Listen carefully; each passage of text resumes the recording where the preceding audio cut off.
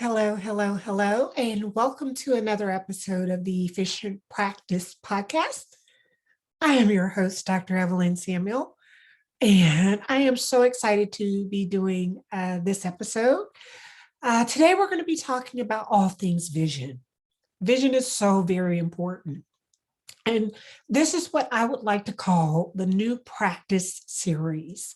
So, you started a new dental practice. You've been dreaming about doing this forever and ever and ever.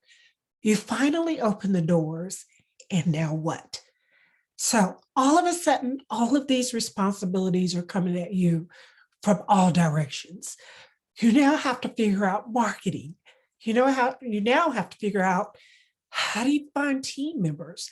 How do you hire team members? How do you train team members? You now have to deal with insurance, or if your practice is going to use insurance, or how do you find patients? And there's just so many responsibilities you now have as the practice owner. I absolutely love systems. Like I said, there's a system for everything. So I've been told, well, everybody knows you need systems, or systems are boring, systems aren't sexy. Well, I beg to differ. There is a system for everything. And if you're starting a new practice, it's really important that you have these systems in place so that you can get your practice on the good foot, so to speak.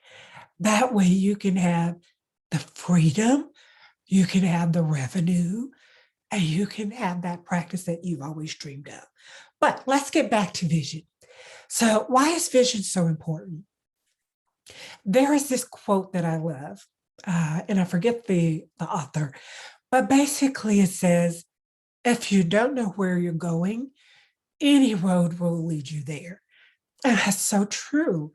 It's much better to be proactive in terms of what you want your practice to be instead of being reactive and just kind of reacting as things happen. So, vision. What is your vision? It's so very important. It's like the most important thing when you're starting up. What is your vision for your practice?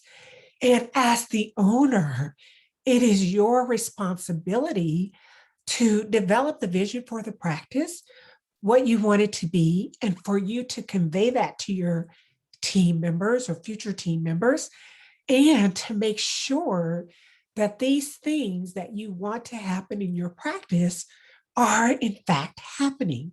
So you need to sit down and come up with your vision. You need to, there again, have the direction that you want for your practice.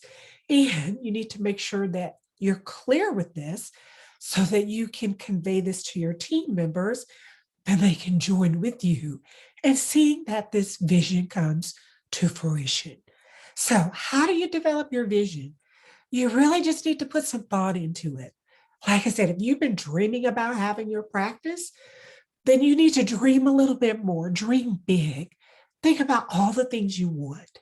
Sit down and write it down, make it plain. So you can develop what's called a personal vision statement. So your personal vision statement is going to be that. It's going to be a personal declaration of all the things you want for your practice. Just really think about it. What would be your ideal situation? What would you want to do? What time do you want to come to work every day? How long do you want your work week to be? What kind of team members do you want on your team? And notice that I said team members because they are your team members. They are not your staff, because staff is an infection. So, what do you want your team members to do? What kind of environment do you want to have? What are the strengths that you want for your team members? What kind of patients do you want to see? And when I say what kind of patients do you want to see, what kind of procedures do you want to see? Or what kind of procedures do you enjoy doing? So you want to write this all down. You want to be very clear. You want to write everything you want as if it's ideal so that you can make these things happen. And once you've come up with this vision, then it's up to you to convey this to your team, because the doctor sets the vision for the practice. And then when the team members come on board, they can help you establish this vision for the practice. From there, you and your team will work on a purpose, but we'll discuss that at a later episode. That will be a whole discussion in itself. So, some fun exercises to do with this vision is you can do a dream board if you like. That's another exercise I like to do with team members is doing vision boards. But in the beginning, having this personal vision statement is of utmost importance. I remember when I started my practice, I did this personal vision statement, and I literally put everything that I wanted for my practice. I visualized exactly how I wanted everything to be.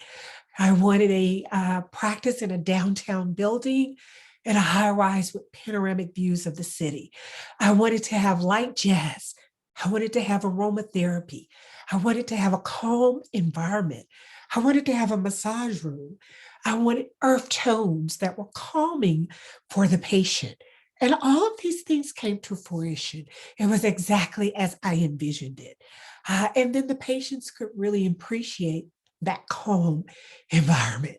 So that's what we're going to do in this new practice series. We're going to work on setting up your practice correctly. And when I say correctly, correctly to your liking.